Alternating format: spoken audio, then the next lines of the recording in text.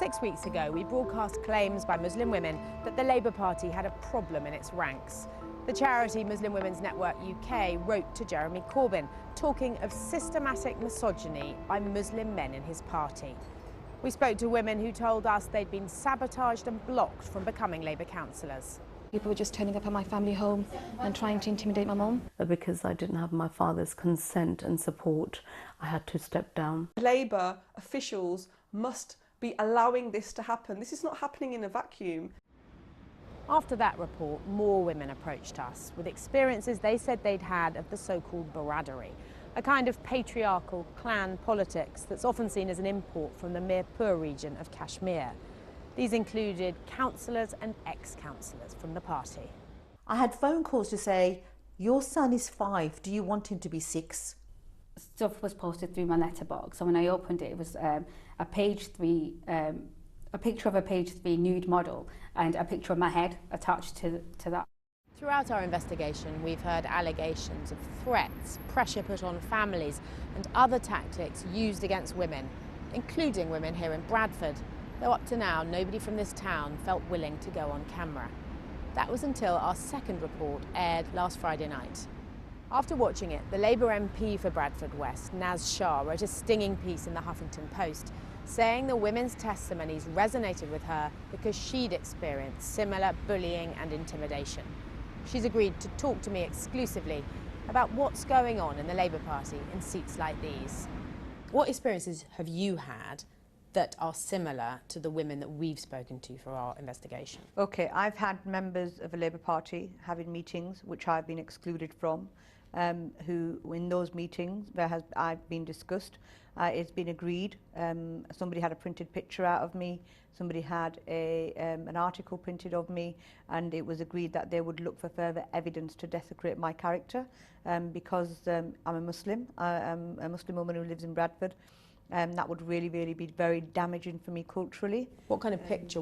It was just a picture of me and a friend at a party, and that was it. There was nothing. There was a bar behind, but there wasn't. You know, I'm not got a drink in my hand. I don't drink alcohol, but it's damaging. I was asked during my campaign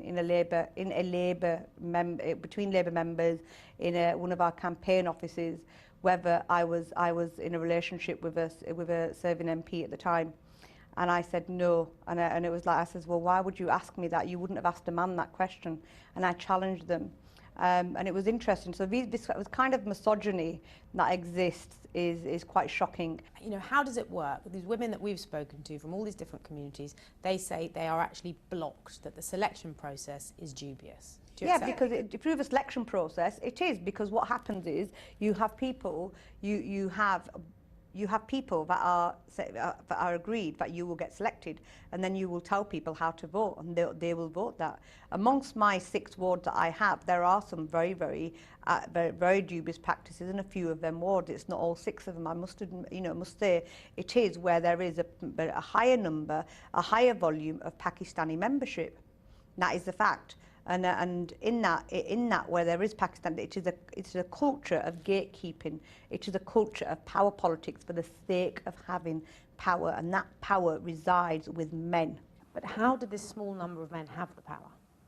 Because they control the electorate, so it's family loyalties, it's clan loyalties, it's politics. It goes back to a Pakistani model a way of doing things, which is you will do whatever you will follow your parents or your family, how your family will support that person. I've had good guys from the community who come up to me and say to me, do you know what, Naz, please, these lot will never let you win another election, they will ruin you, you know, just back down. Do you think that's true? Because obviously lots of the women we've spoken to claim they were deselected because they spoke out, because they were too vocal as councillors. Could you, do you think, be ousted? Absolutely, absolutely. There is no, because they control the electorate. And it's a cultural thing, not a religious thing. Let's be really clear, this is not a Muslim issue. This is not a, you know, if anything, I gained my strength from my religion to address some of this, because inequality is not something that's accepted in my religion. It's certainly not something that, I gained strength to actually challenge this head on through my faith.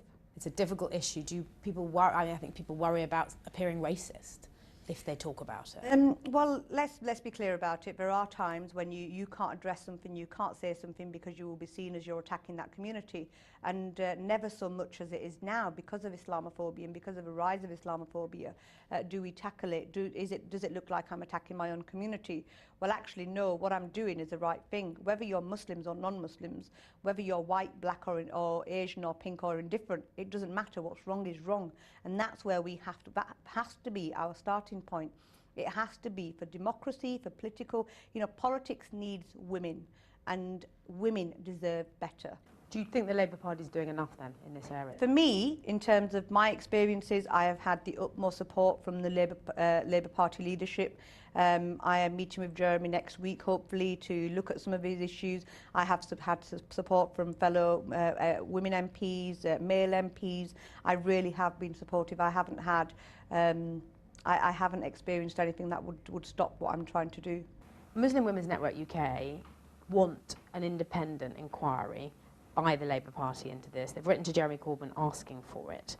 Do you support that? Absolutely. Do you think they're going to get it?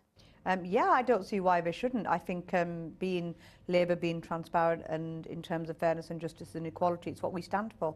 And if we have it, it's what I wrote in my article, it's in my DNA, it's in the Labour Party DNA. We should, if there is anything, we should be transparent and open. And if there is anything that we need to be doing, including an inquiry, then yes, we should be doing it. Why have you decided to speak out now? It's incumbent upon me.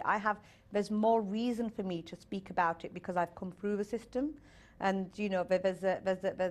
I have a responsibility to other women that are coming behind me. I know, and those women that don't help women, they say there's a special place in hell for them, and I don't want to be there. Simple.